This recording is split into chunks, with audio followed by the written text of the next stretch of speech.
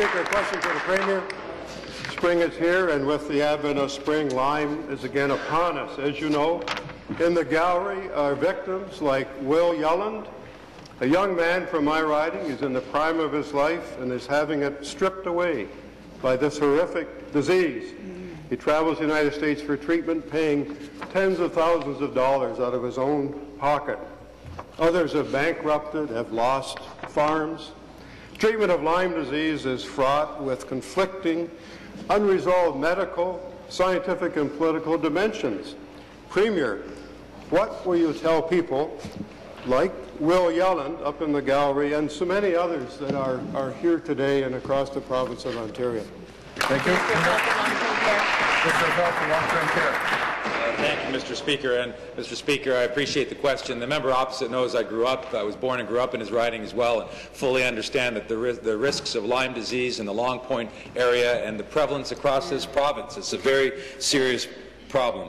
And as a public health expert as well, from a medical perspective, I'm more than familiar with the dangers associated with Lyme disease. And Mr. Speaker, I believe, and this government believes, that we need a strong evidence-based strategy for Lyme disease. It's very important to me, and that's why not that long ago, I and the government, we developed a provincial Lyme disease action plan, Mr. Speaker. And this action plan will ensure, very importantly, strengthened engagement and collaboration with stakeholders and advocates, and it will promote a close alignment with Lyme initiatives at the federal and the provincial and local levels. This action plan, Mr. Speaker, I'll talk about it more in the supplementary, but it is very action-oriented. That will be clear in just several moments. Thank you. Supplementary. And again, Premier, there are allegations, shortcomings in the diagnosis and treatment of Lyme disease directed both at mainstream medicine and at your government. Social media as well has been accused of communicating inaccurate medical information and pitches for dubious treatment, some in the United States. We have government for a reason. For province-wide surveillance, education, we need guidelines for prevention, identification, and management of this disease. All members of this legislature have agreed, voting for a private member's bill, voting for a motion. Again, Premier, you have a majority. You have the power. What can your administration tell these people today? Thank you.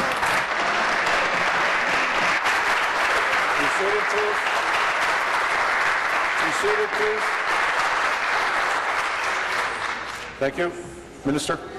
Thank you, Mr. Speaker. And what I can say today is that we are acting on the recommendations that we've been provided in terms of this action plan, where we're going to, I've asked a number of months ago, Public Health Ontario to establish a Lyme disease stakeholder group to review the existing educational outreach opportunities in the province. Mr. Speaker, this action plan, very specific, includes a review and update of existing public awareness materials, guidance documents, including a review of testing, diagnosis, and treatment protocols based on the latest evidence and science, Mr. Speaker, prevention, tick surveillance protocols, basically the entire spectrum of what we need to do to develop a renewed strategy in this province, a comprehensive one, which will effectively deal with this serious problem, which I should add as well, the member opposite responsible for the environment and climate change reminded me of, with climate change, this is...